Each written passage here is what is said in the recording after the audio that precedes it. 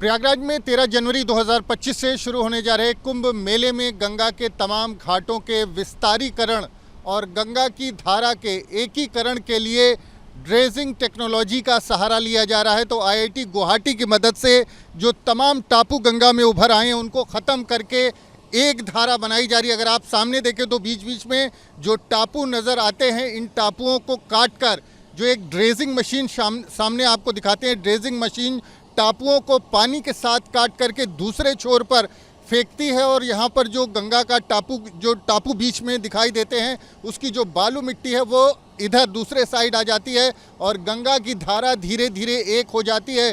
तो कुंभ मेले के दौरान ज़्यादा से ज़्यादा बड़ा घाट उपलब्ध हो और गंगा की धारा अगर एक हो जाएगी तो न सिर्फ उसमें गहराई होगी, प्रवाह होगा, बल्कि उसमें जो श्रद्धालु जब पहुंचेंगे तो उनके लिए ज़्यादा जो घाट का एरिया है वो भी उपलब्ध होगा। और इसीलिए इस टेक्नोलॉजी के जरिए तमाम ड्रेजिंग मशीनें संगम क्षेत्र में लगा करके गंगा की धारा को बदलने का, गंगा की धारा को परिवर्तित करने का प्रयास किया जा रहा है। परिवर्तन इस तरह से होगा कि बीच के जो टापू हैं, जो बाढ़ के दौरान तमाम टापू गंगा में उभर आते हैं, वो टापू समाप्त हो जाएंगे और धारा जो कई हिस्सों में भटी हुई दिखाई देती है टापुओं के चलते, वो धारा एक हो जाएगी।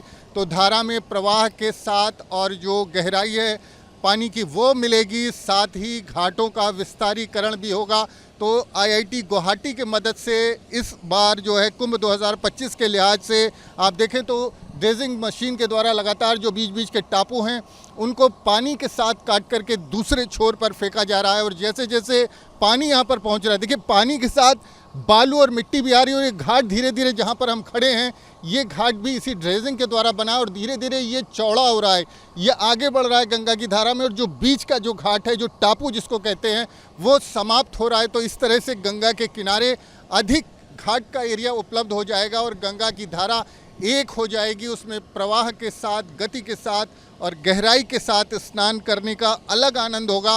हालांकि स्नान करने के लिए एक गहराई निश्चित होती है और उसके लिए डीप वाटर बैरिकेडिंग भी लगाई जाती है, लेकिन पानी जब प्रवाह के साथ रहेगा तो स्वच्छ होगा, निर्मल होगा और लोगों को उसमें स्नान का आनंद भी आएगा। और इस लिहाज से तमाम घाटों के विस्तारीकरण के लिए प्रयागराज में संगम तट पर, गंगा नदी पर ड्रेजिंग टेक्नोलॉजी का सहारा लिया जा रहा है। और जो प्रयागराज मेला प्राधिकरण के अधिकारी हैं वो कहते हैं नवंबर 2024 के अंत होते होते गंगा की धारा को जो है एकीकृत कर लिया जाएगा, एक धारा संगम तट पर मिलेगी और अधिक पहले से बड़ा घाट लोगों के स्नान के लिए उपलब्ध होगा। के घाट को, क्योंकि गंगा अभी भी काफ़ी आगे हैं, उसको ड्रेजिंग के द्वारा या किसी माध्यम से थोड़ा सा स्पेस को बड़ा किया जा रहा है संगम के घाट का, तो किस तरह से किया जा रहा है, क्या उसकी पद्धति है और क्या क्या इक्विपमेंट उसमें यूज़ किए जा रहे हैं? ये आपने देखा होगा कि गत माघ मेले से ही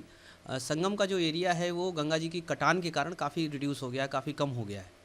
इसके अलावा गंगा जी जब बाढ़ का पानी रिसीड होता है तो अक्सर हम लोग देखते हैं 2 धाराएं या 3 धाराएं बन जाती हैं, जिससे बीच में टापू जैसी स्थिति आ जाती है, तो वो लैंड हमारे यूज की नहीं रहती है।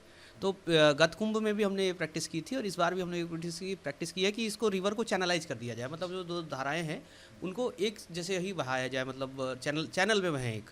तो इससे हमारे फ़ायदा ये होगा कि हम लोगों को घाट बनाने में सुगमता होगी। अधिक से अधिक अगर हम लोग लैंड क्लेम कर लेंगे तो इसके निमित्त हम लोगों ने ड्रेजिंग का कार्य इसमें कराया है। इसमें आईआईटी गुवाहाटी से हम लोगों ने स्टडी कराई है, इसकी टोपोग्राफी काफ़ी स्टडी हुई है।